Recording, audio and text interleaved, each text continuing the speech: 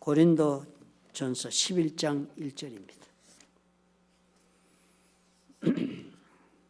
한 절입니다. 함께 우리 합독하겠습니다. 내가 그리스도를 본받는 자가 된 것 같이 너희는 나를 본받는 자가 되라. 아멘.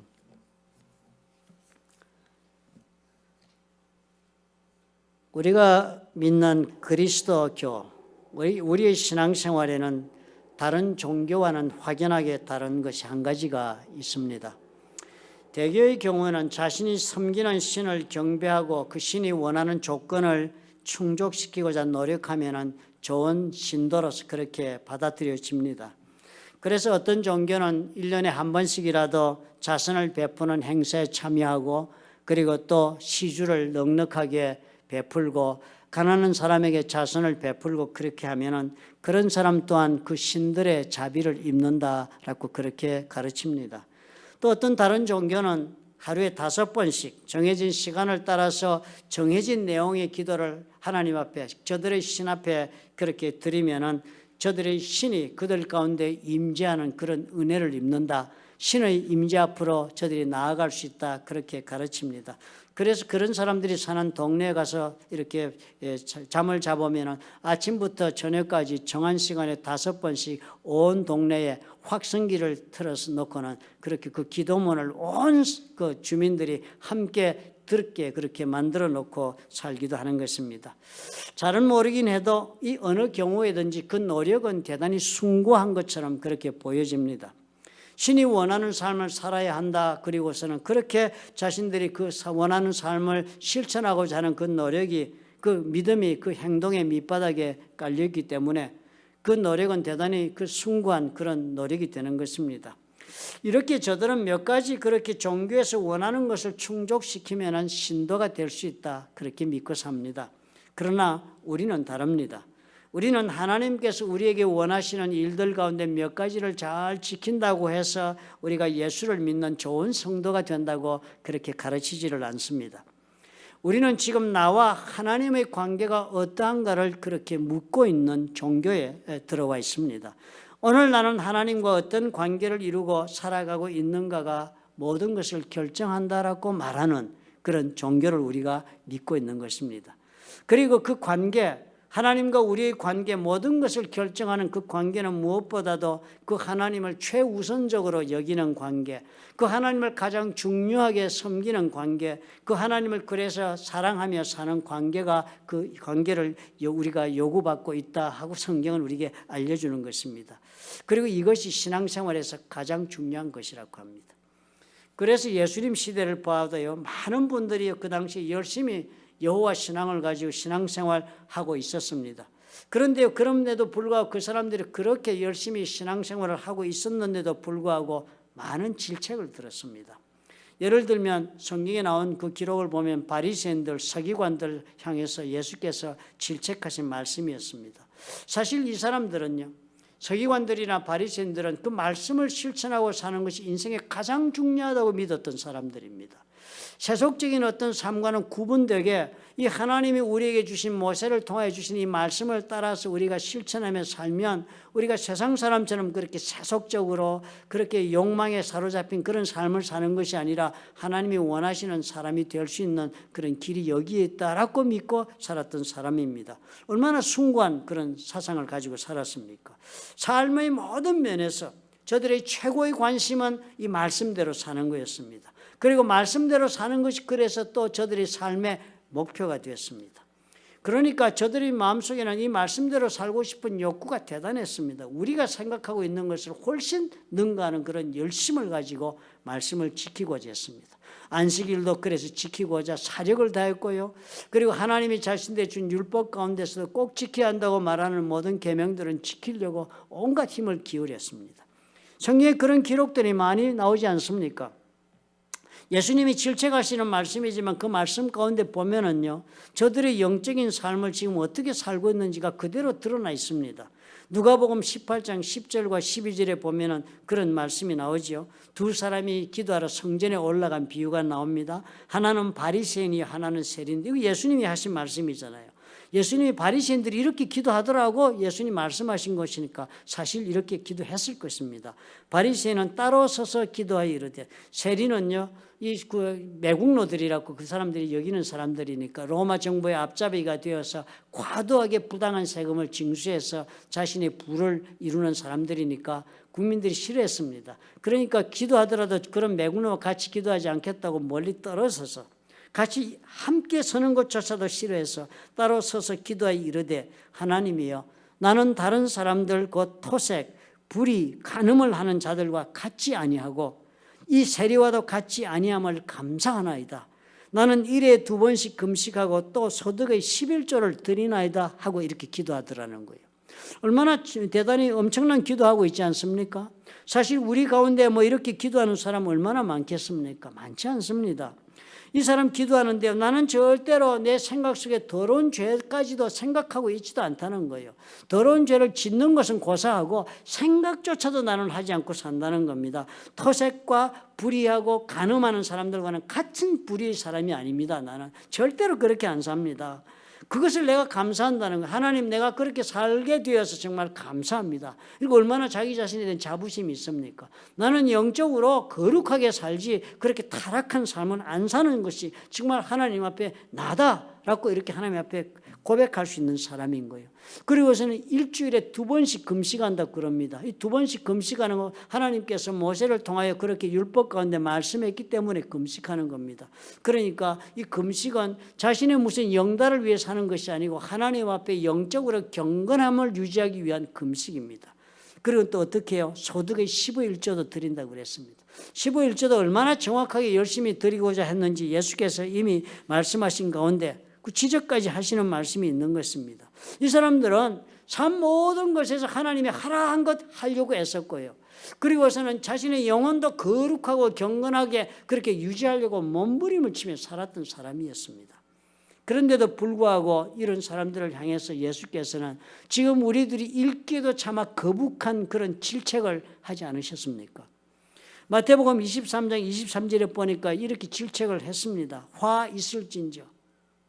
복을 예수께서 복을 이렇게 구해 주셔도 뭐 그럴 터인데 그 복의 근원이 되시는 예수께서 화가 있겠다고 말씀하시기 얼마나 무서운 저주를 지금 하시는 겁니까? 화 있을진저 외식하는 서기관들과 바리새인들이여, 너희가 박하와 회향과 근처의 11조는 드리되 율법에 더 중한 바 정의와 긍휼과 믿음은 버렸다. 15일조는 열심히 드렸다는 거예요. 말씀대로 잘 실천을 했다. 그런데 막상 할 일은 너희들이 안 하고 있다. 이렇게 주님이 질책을 하신 거예요. 개인적으로 너희들이 말씀하고 살지만 그 말씀이 다가 아니다. 그리고서는 또 엄청나게 또 이런 질책도 하신 겁니다. 화 있을진저 외식하는 서기관들과 바리새인들이여, 너희는 천국문을 사람들 앞에서도 닫고 너희도 들어가지 않고 들어가려 하는 자도 들어가지 못하게 하는도다.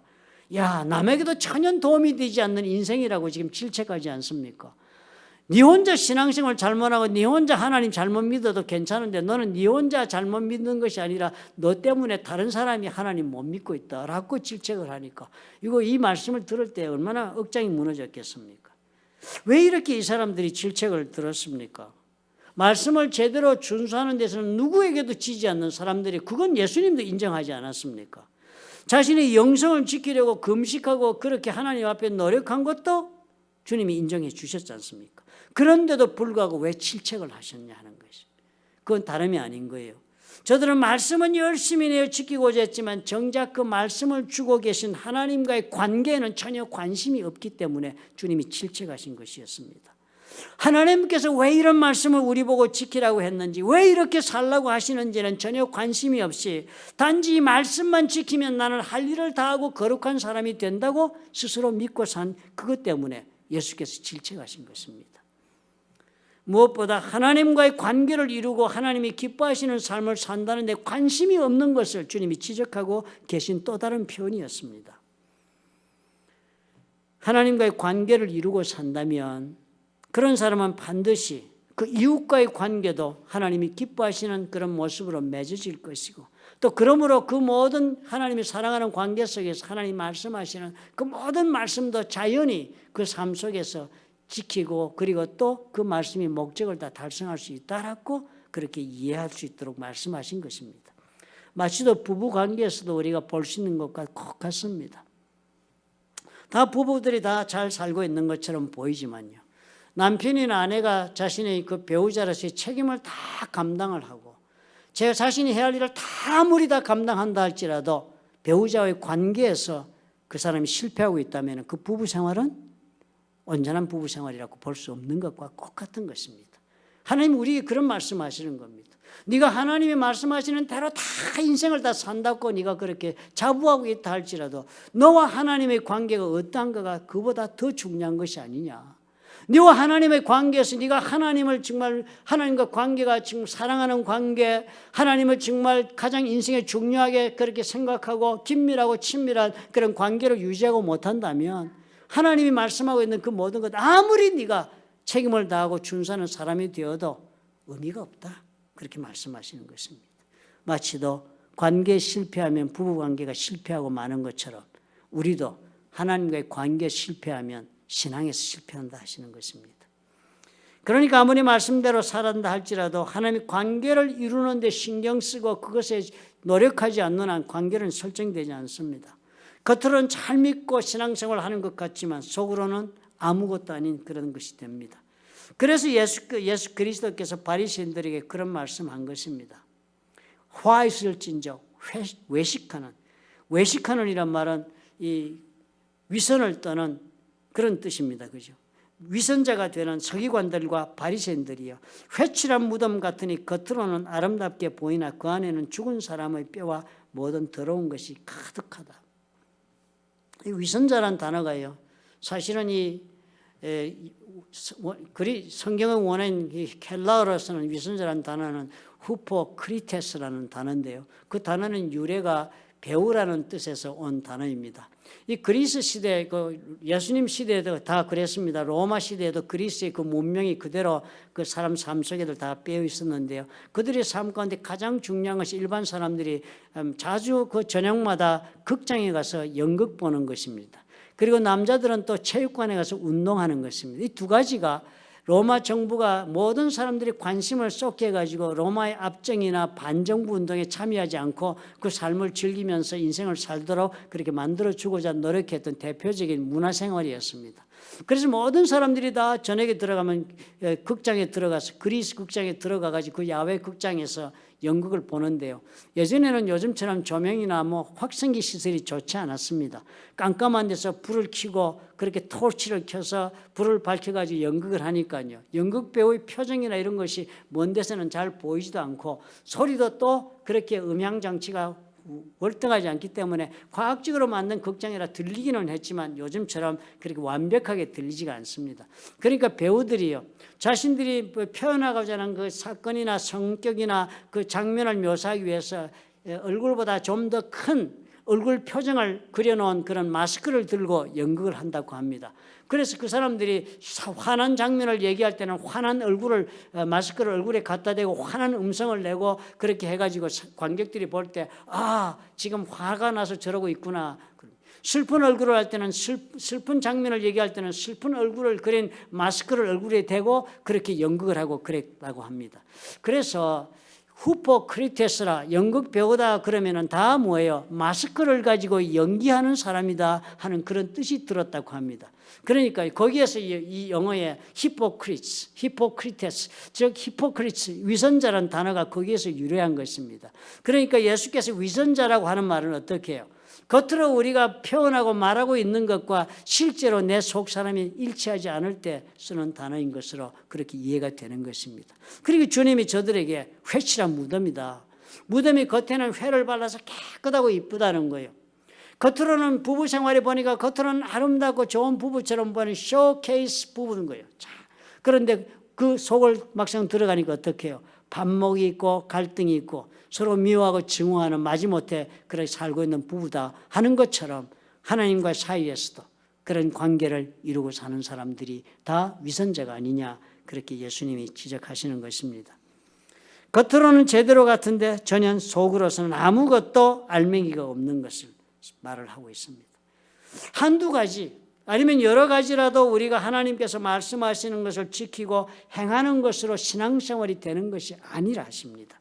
온 삶, 내가 살아가는 모든 것이 하나님과의 관계를 어떻게 지금 맺어가고 있는가에 다 달려있다고 주님 말씀하시는 것입니다. 신앙생활의 목적하는 바가 거룩하게 되는 데 있는 것이 아니라 거룩해져서 하나님과의 관계를 이루는 데 그 목적이 있다고 주님 말씀하시는 겁니다. 그리고서는 그 하나님과의 관계를 통해서 더욱더 우리가 하나님의 은혜를 입고 살 수 있기를 우리 주님이 원하고 계시기 때문에 그 말씀을 우리에게 주는 것입니다. 말씀에 충실한 것 대단히 중요하지만 그것으로 자신의 거룩함을 이루는 데는 도움이 될 것입니다. 그러나 그것은 자신을 위한 것 이상을 넘어가지 못합니다. 관계를 생각하고 사는 사람은 하나님을 위한 삶을 살고자 하는, 하나님을 위한 삶을 사는 사람으로 그렇게 그 삶을 진행시킬 수가 있게 되는 차이가 있게 됩니다. 사도 바울이 살아온 모습이 바로 이러했습니다. 그는 원래 바리새인으로 율법학자였지 않습니까? 율법에 충실하고 그리고 그는 율법을 지키며 사는 것에 목숨을 걸었습니다. 그렇게 살 때는 바울은 아무것도 몰랐습니다. 하나님과의 관계가 없었으니까요. 이 바리새인들처럼 사도 바울도 바리새인이었고요. 율법의 준수가 모든 삶의 전부라고 생각하고 그렇게 살았으니까 결국은 스스로 의로운 자가 되기는 했습니다. 사도 바울 의로운 자가 됐죠. 그렇지만 그는 하나님이 무엇을 원하고 계신지, 지금 하나님이 사도 바울에게 무엇을 원하고 있는지, 그리고 하나님은 지금 세상에서 어떻게 역사하고 계신지를 전혀 깨닫지 못한 그런 사람이 되고 말았습니다. 그런 사도 바울이 자신의 율법에 따라서 예수 믿는 자들이 모두 이단들이라 해서 그들을 잡아 하나님을 경멸하고 있는 이들을 다 처형해야 한다고 생각하고 그 법을 집행하러 사전 체포영장을 가지고 다메섹으로 예수 믿는 사람을 추격하고 달려가다가 그 다메섹 길에서 부활하신 예수님을 직접 만나게 됩니다. 그리고서는 그는 영적으로 깨닫게 됩니다. 그 후로 180도로 이 사람이 변화하게 됩니다. 그는 율법을 이제 준수한다는 것이 과연 하나님과 나 사이에서 어떤 의미가 있는가를 돌아볼 줄 아는 사람이 되기 시작했습니다. 이런 변화가 사도 바울에게 일어나면서 부활하신 예수님을 만난 그 이후로 예수님을 알게 되면서 바울은 전혀 다른 사람이 되기 시작한 것입니다. 율법의 준수에만 매달려 살던 사람이 이제는 나와 하나님의 관계 속에서 충실한 관계를 맺고 진실된 관계 속에서 친밀한 관계 속에서 자신의 삶을 드리고자 하는 사람으로 변모한 것입니다. 사도 바울은 단순한 말씀에 목숨을 걸었던 사람이 아니었습니다. 이제는 하나님과의 관계 속에서 그 은혜를 입으면서 하나님의 능력 가운데 자신의 삶을 살아갈 수 있는 사람으로 그렇게 변화할 수 있었던 것입니다. 사도 바울이 관계를 가장 중요하게 생각한 사람으로 그렇게 삶의 모습이 변한 것에서 이런 변화가 일어난 것입니다. 바울을 그렇게 산 자신의 삶을 놓고 많은 그런 성도들에게, 많은 고린도 교인들이 오늘 이 말씀을 준 것입니다. 너희는 나를 본받으라. 내가 예수 그리스도의 그 살아가는 모습을 본받은 것처럼 너희들은 나를 본받으라. 바로는 아마 이 본받으라는 말씀을 하면 내가 어떤 행동 하나 둘 하는 이런 행동을 본받으라고 말씀한 것은 아니었을 것입니다. 내가 지금 살아가는 삶의 모습을 너희들도 본받으라. 내가 지금 살아가는 삶의 모습은 내가 무슨 선한 일 한두 가지를 하는 그런 사람이 아니라 예수 그리스도가 살아간 그 모습대로 살려고 하는 그 모습을 본받아 살고 있으니까 너희들도 나의 그런 삶의 모습을 본받아라. 그렇게 당부를 한 것입니다. 그 말씀의 뜻이 무엇인가를 우리가 한번 바울의 삶의 모습을 보면서 생각해 봅시다. 바울이 어떤 모습으로 살았습니까? 가장 두드러진 바울의 모습이 첫째가 무엇이었습니까? 그는 하나님과의 관계에서 중요한 것, 하나님이 중요한 것이 나의 삶에도 가장 중요하다라고 생각한 사람입니다. 하나님과의 관계에 중요한 것, 그 하나님이 중요한 것을 최우선으로 여기며 살았던 사람이 바울이었습니다. 그래서 바울은 이방 나라로 간 것이에요. 평생 하나님께서 이 땅 위에 하나님의 나라를 이루기 위해 예수 그리스도를 보내시고 십자가에 못 박은 그 사건을 전파하고자 하는데 자신의 목표를 두었습니다. 그래서 바울과 하나님의 관계는 친밀할 대로 친밀해진 것입니다. 가까워진 관계를 이루었기 때문에 바울은 그 하나님이 가장 중요한 일을 하고자 나간 그 관계, 그렇게 그 일을 통하여 하나님과 이룬 그 관계 속에서 하나님이 사명을 감당했기 때문에 바울이 임한 곳에는 언제나 하나님의 능력과 은혜가 같이 했던 것입니다. 우리가 이것을 기억해야 합니다. 예수께서도 온통 예수님의 삶이 하나님께서 가장 중요한 일을 하는 것에 매진되어 있었습니다. 그렇기 때문에 그곳에서는 언제나 하나님의 역사가 넘쳐났던 것입니다. 그래서 예수께서도 모든 예수를 따르는 제자들에게 동일한 명령을 주신 것입니다. 마태복음 6장 33절이었습니다. 그런즉 너희는 먼저 그의 나라와 그의 의를 구하라. 그리하면 이 모든 것을 너에게 더하시리라. 우리의 삶의 모든 것은 하나님의 은혜 가운데서 다 충족되어 줄 수 있고 넘치게 풍성하게 누릴 수 있는 것이 기정사실이기 때문에 예수께서 이 말씀을 하신 것입니다. 하나님의 관계를 이루는 데 최선을 다하라. 다른 말로 표현하신 것입니다. 하나님이 최우선적으로 관심을 가지고 있는 일에 너희들도 최우선의 관심을 두어 보아라. 그러면 하나님이 은혜 가운데 너희들 삶을 인도해 간다 말씀하신 것입니다. 그래서 그 말씀을 따라 고린도전서 11장 1절에 바울도 우리에게 그렇게 도전합니다. 내가 그리스도를 본받는 자가 된 것 같이 너희는 나를 본받는 자가 되라. 그러므로 하나님의 나라를 위해 사는 것이 최우선이 되게 하면 우리 삶 가운데 엄청난 변화가 일어나게 됩니다. 하나님이 함께 하신 변화가 일어납니다. 우리는 많은 신앙생활 가운데 얼마나 좌절하고 낙심합니까? 내가 얼마나 기도에 응답받을까? 얼마나 내가 하나님 앞에 어떻게 무엇을 해야 하나님이 정말 함께 하신 은혜를 입을까 생각할 때 많지 않습니까? 그리고서는 그럭저럭 먹고 살만하니까 그 은혜조차도 우리가 구하지 않고 삽니다. 막상 하나님께서 우리 모두를 향하여 놀라운 은혜의 삶을 준비하고 있다 할지라도요, 우리를 통하여 참으로 놀라운 기쁨을 우리가 수확할 수 있고 만족을 누리는 삶을 하나님은 비록 준비하고 있다 할지라도 우리는 삶 가운데 하나님과의 관계가 우리가 참으로 그 관계가 제대로 설정되어 있지 않으니까 기도에도 응답이 없고 능력도 체험할 수 없고 그러나 그럭저럭 먹고 살 수는 있으니까 우리 하나님 앞에 더 노력하지 않는 것입니다. 우리가 참으로 예수를 믿으면요, 우리는 그런 다른 종교를 믿는 사람들과 그저 위로받자고 예수 믿는 거 아닙니다. 그저 우리가 마지못해 사는 인생의 돌출구, 그저 죽어서 천국이나 가자고 해서 예수 믿는 거 아닙니다. 우리가 예수를 믿는 것은 이 땅에 우리가 삶을 사는 동안에 살아계신 하나님의 능력을 경험하여 나의 힘으로가 아니라 하나님의 은혜로 내가 이 삶을 살아 우리 주님이 과연 내 삶에 역사하시고 계시다는 것을 세상에 보여주기 위해 이 세상에 사는 사람들입니다. 그러므로 우리가 이 점에서 다시 각성해야 합니다. 그럭저럭 살지 마시기 바랍니다. 하나님 관계를 추구하시자고요. 최우선적으로 우리 하나님이 원하시는 일이 나의 삶에도 최우선이 되게 한번 해보십시다. 그러면요, 사도 바울이 이 하나님의 능력을 경험한 것처럼 우리 하나님의 능력이 저와 여러분의 삶에 임하실 것입니다. 두 번째로 바울의 삶을 보면 철저히 우리가 확인할 수 있는 것이 섬김의 삶입니다. 그의 마음의 자세가 섬기는 마음으로 살았습니다. 바울은 어느 곳에 가든지 간에 권위와 능력 가운데 사람들을 다스리고 협박하고 공갈하면서 복음 전하지 않았습니다.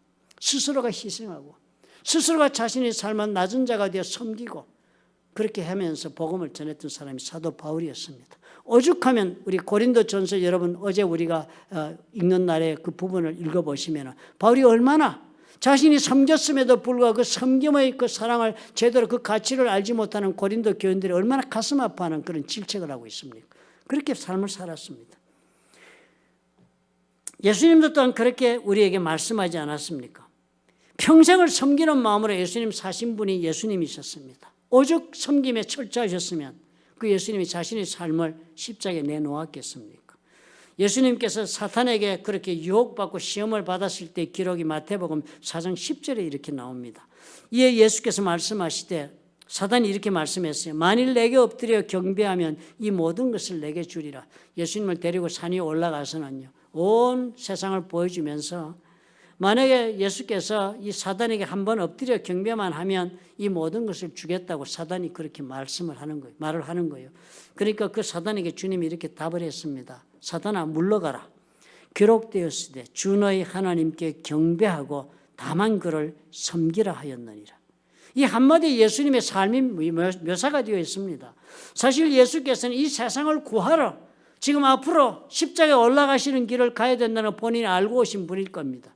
그러니까 겟세마네 동산에서 얼마나 처절하게 기도하셨습니까? 이 잔을 좀 물리칠 수 있으면 하나님 다른 길이 있으면 좀 다르게 일을 하게 해달라고. 십자가는 고통이 너무나도 엄청나니까 예수님이 그런 기도까지 했던 분입니다. 그런 마음을 가지고 지금 있는 예수님에게 지금 사단이 얘기한 거예요. 복잡하고 힘든 길을 가면서 그렇게 어려운 길을 가야만 이루는 일이 아니다. 나 앞에 한 번만 경배하고 섬기라. 그러면 다 네 목적을 이룰 수 있다라고 얘기한 것입니다. 그런데도 불구하고 예수님 뭐라고 대답했습니까? 하나님께 경배하고 다만 그를 섬기며 사는 것이 나의 삶이라고 고백한 것입니다. 그런 주님이 제자들에게 유월절 전날 밤에 만찬을 하시고 모두의 발을 씻기시지 않았습니까? 그 섬김을 이렇게 당부했습니다. 그들의 발을 씻으신 후에 옷을 입으시고 다시 앉아 그들에게 이르시되 내가 너희에게 행한 것을 너희가 아느냐? 내가 이 발을 씻어 주었는데 이 의미를 너희들이 알겠느냐? 그렇게 질문하신 거예요. 너희가 나를 선생이라 또는 주라 하니 너희 말이 옳도다. 내가 그렇다. 주님이 그렇게 말씀하는 내가 너희들이 선생이고 너희들이 주다. 너희들이 구세주다.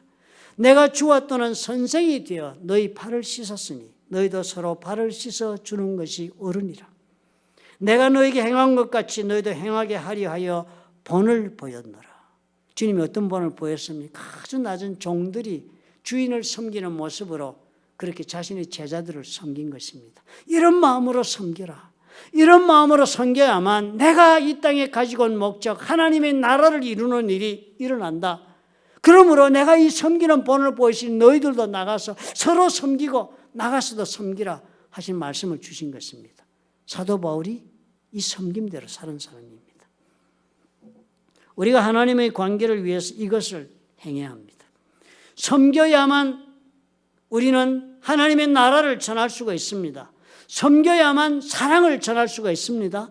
섬겨야만 주의 뜻을 우리가 전할 수가 있기 때문입니다. 예수님 그렇게 섬겼기 때문에 오늘 어떻게 해요? 2000년이 지나면서 이 세상이 예수 그리스도 앞에 무릎 꿇기 시작한 것입니다. 그래서 우리도 그 본을 따라야 행해야 합니다. 우리 하나님과의 관계는 예수께서 섬김의 본을 보이신 것처럼 사도 바울이 또 그 본을 보인 것처럼 우리도 또한 그 본을 따라 우리가 본을 보이는 사람이 될 수 있을 때 하나님의 놀라운 은혜의 역사가 일어날 수 있답니다. 우리에게 이 마음이 필요합니다. 하나님의 능력을 우리가 체험하려면 이렇게 살아야 되는 것입니다. 어느 권사님이 우리 같이 커피를 마시면서 자신의 미국 삶에 대한 간단한 간증을 하셨어요. 살아온 이야기요. 가나우디에서 미국에 오니까요. 미국에 오면 첫째 문제가 뭐예요? 영어가 서투릅니다. 특히 간호원으로 병원에 들어가시면 필리핀계는 영어를 잘합니다. 생활 영어는 잘해요. 또 거기에 흑인들도 있고 그래서 한국 사람 간호원으로 와서 실력은 아무리 좋다 해도 시달립니다. 그렇죠? 그럼 제가 아는 어떤 제 친척 되시는 한 분은 간호원이었는데 상관이 흑인인데 부당하게 하도 간섭하는데 그것을 제대로 비율을 못 맞춰가지고 그래서 나쁜 그 평가 조사를 받게 돼가지고 다른 병원으로 취직할 수도 없게 돼서 타주로 가신 분도 있습니다. 그렇게 직장생활에 텐션이 많은 것이 간호원들의 삶이었던 것이 분명히 보입니다. 그런데 와보니까 첫째 말이 안 돼. 둘째 의학 용어가 다 영어라. 쓰는 용어가 많이 달라. 많은 것이 되지 않는 거예요. 그러니까 마음에 결심을 하고 노력을 한 것이면 마음에 하나 작정한 것은 내가 이 자세를, 이 직장에서의 자세는 섬김의 자세를 가지고 모든 것을 섬김으로 해야겠다. 그렇게 마음을 먹었답니다. 잘난 사람도 섬기고 부당한 말씀도 섬김의 자세로 그렇게 섬김의 자세로 모든 것을 다 내일인 양 생각하고 다 남들을 위해서 낮은 자가 되어서 그렇게 섬기는 세월을 그렇게 지냈답니다. 그런데 온 세월이 지나다 보니까요. 모든 사람들이 그렇게 섬기는 자기와 함께 일하는 사람들이 되고 모든 사람들이 삶을 나누고 자신의 존재를 인정해주고 그리고 또 존경해주는 그런 분위기 속에서 직장생활을 할 수 있었다고 하는 고백을 들었습니다. 참 놀라운 간증이 아닙니까? 우리는 불평하기 쉬운 상황입니다. 부당하다고 우리는 항의하기 쉬운 상황입니다. 그런데 어떻게 해요? 섬김으로 이 모든 상황을 이끌어 나갔더니 마치도 예수 그리스도께서 그 자리에 함께 하시는 은혜가 임한 것입니다. 왜요? 주님께서 우리가 섬김으로 우리는 다른 것이 아니라 하나님과의 관계 속에 서게 되고 그 관계를 통해 하나님의 은혜가 흘러 들어와서 우리가 섬기고 있는 모든 상대들에게도 하나님의 놀라운 사랑의 역사가 이루어지기 때문인 것입니다. 오늘 사도 바울이 그래서 우리에게 이 말씀을 전해줍니다. 무기력한 신앙생활에서 우리가 벗어날 수 있는 길이 여기에 있습니다. 응답 없는 기도 생활에서 벗어날 수 있는 길이 여기에 있습니다. 그럭저럭 먹고 사는 것이 아니라 기쁨이 있고 만족이 있고 의미가 있는 인생을 내 스스로가 영위할 수 있는 비결이 바로 여기에 있습니다. 우리 하나님 앞에요.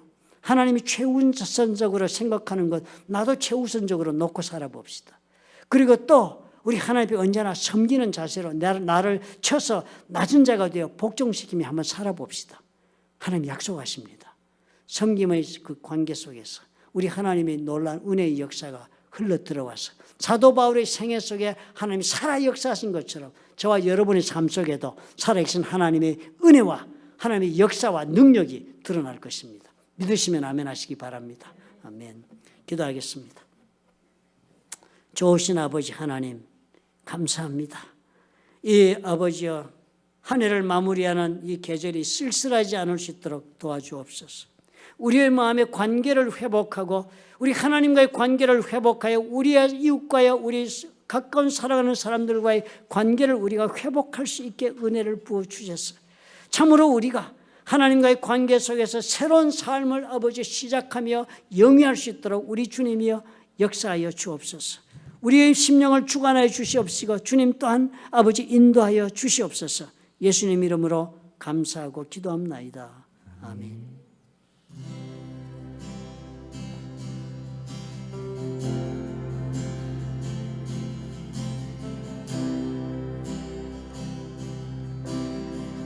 우리 같이 고백하십시다. 항상 진실케 항상 진실케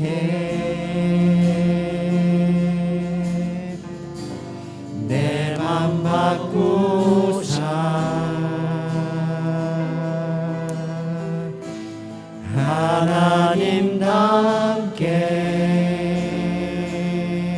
하나님답게 하여 주소서.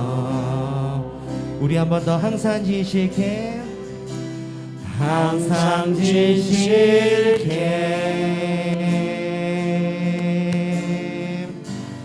내 맘 바꾸사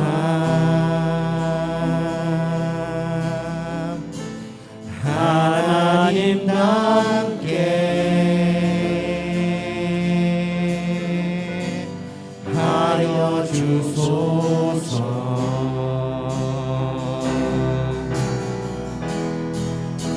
주는 토기장이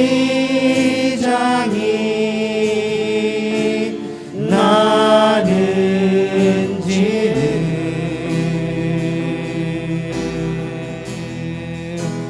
날 잊으소서 기도하오니 주는 토기장이 주는 토기장이 나는 지는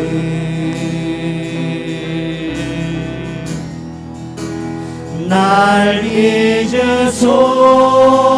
잊으소서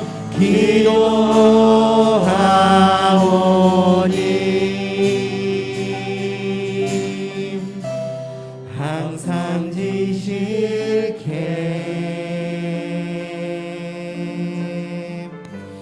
내 맘 바꾸사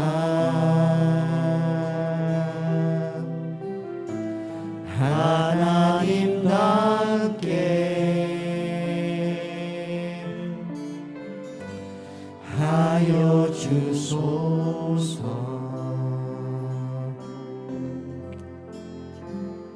사랑의 하나님 아버지, 오늘 우리가 말씀을 상고해 보건대 참으로 우리가 무엇보다도 하나님과의 관계를 귀중하게 알고 그곳에 관심을 두고 우리가 믿음의 길을 걸어가야 하는 것을 깨닫습니다.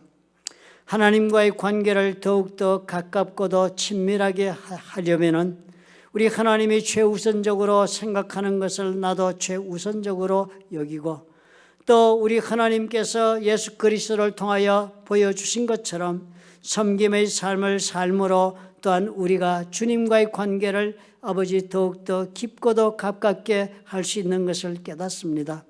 하나님 도와주옵소서. 우리의 모든 생각하는 것 위에 하나님 넘치게 역사하셔서 우리의 마음에 감동이 있게 도와주옵소서. 이런 결단이 우리 가슴속에 넘치게 도와주옵소서. 바로 이 시간부터 우리가 이제는 서로가 서로를 섬기며 또 우리 하나님의 나라를 위하여 아버지 우리 삶의 주파수를 다시금 재조정하는 아버지 변화가 일어나게 축복해 주시옵소서. 이런 결단 가운데 일어서는 하나님의 사랑하는 자녀들과 그들의 생업과 가정 위에, 그리고 보혈로 값지고 세우신 흘러튼 좋은 교회와 파송하신 선교사 위에 우리 주 예수 그리스도의 무한하신 은혜와 아버지 하나님의 극진하신 사랑과 보혜사 성령님의 교통하심이 지금부터 영원토록 함께 하실지어다. 아멘.